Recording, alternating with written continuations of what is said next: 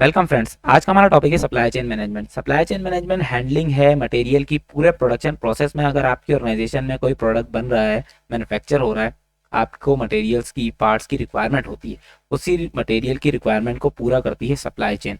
Supply chain management एक process है जो कि मटेरियल की मूवमेंट पर, स्टोरेज पर और इन्वेंट्री जो आपके प्रोसेस में है, प्रोडक्शन फेज में है, उस पर नजर रखता है, मटेरियल को प्रोवाइड करवाता है ताकि प्रोडक्शन प्रोसेस स्टार्ट किया जाए।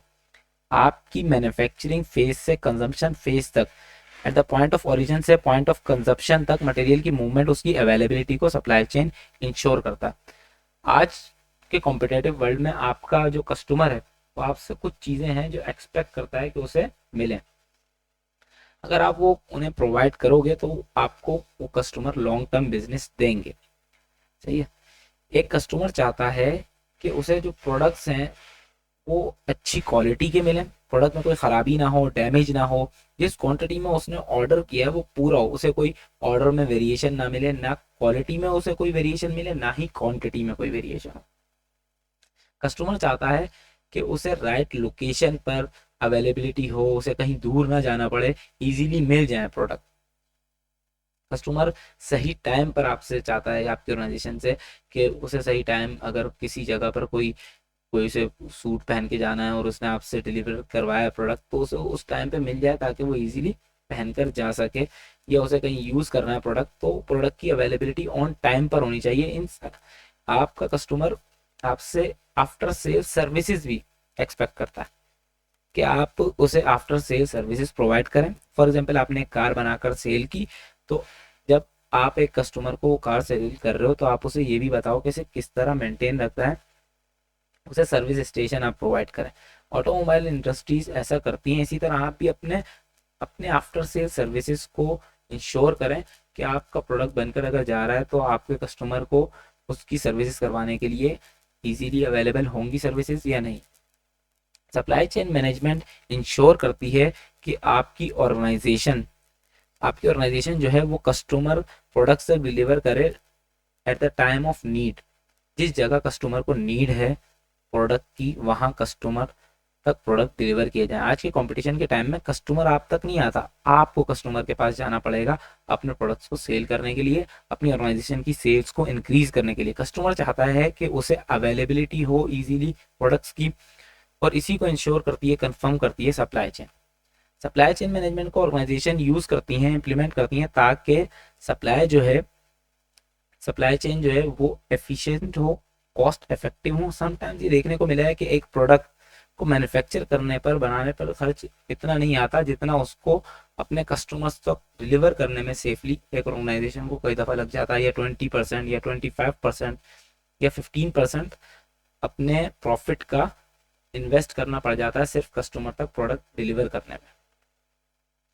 फॉर एग्जाम्पल, एक आपने गाड़ी बनाई कार मैन्युफैक्चर की जिसकी लागत कोई कॉस्ट 3 लाख थी, और जब आप उसे अपने कंट्री के दूसरे कोने में कस्टमर तक डिलीवर कर रहे हो तो डिलीवरी चार्जेस आए 50,000। तो आपके कस्टमर को टोटल कॉस्ट एक गाड़ी की पड़ी 3 लाख और 50,000, जिससे इफेक्ट पड़ा आपके प्रॉफिट पर।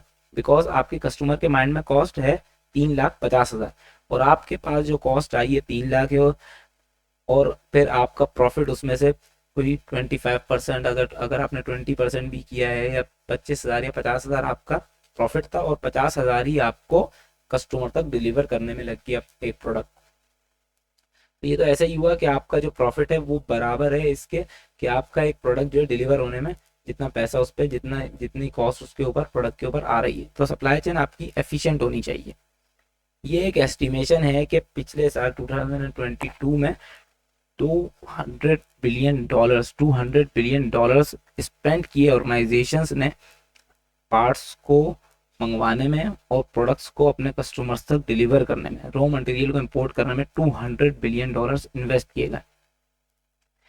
तो इसी को इम्प्रूव करती है आपकी सप्लाई चेन मैनेजमेंट, कि कम से कम कॉस्ट आए मटेरियल को इजीली मंगवाने में भी, रॉ मटेरियल को इंपोर्ट करने में, और कस्टमर तक डिलीवर करने में, इजीली कस्टमर तक डिलीवर भी हो जाए।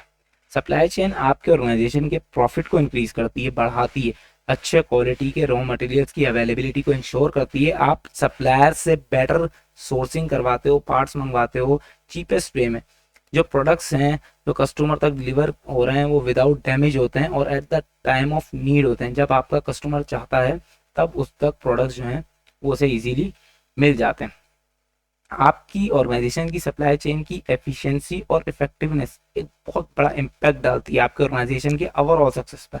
अगर आपकी सप्लाई चेन एफिशिएंट होगी, ड्यूरिंग मैन्युफैक्चरिंग आपके पास रॉ मटेरियल अवेलेबल होगा, आपका मैन्युफैक्चरिंग यूनिट जो है वो पार्ट्स के ना होने की वजह से रुकेगा नहीं, एफिशिएंट जॉब्स परफॉर्म होंगे, प्रोडक्ट्स जो हैं वो राइट टाइम पर डिलीवर होंगे। सो अगर आप ऑर्गेनाइजेशन की प्रोडक्टिविटी और प्रॉफिटेबिलिटी को इंक्रीज करना चाहते हो, बढ़ाना चाहते हो, तो आपकी अपनी ऑर्गेनाइजेशन में सप्लाई चेन को इम्प्रूव करना होगा।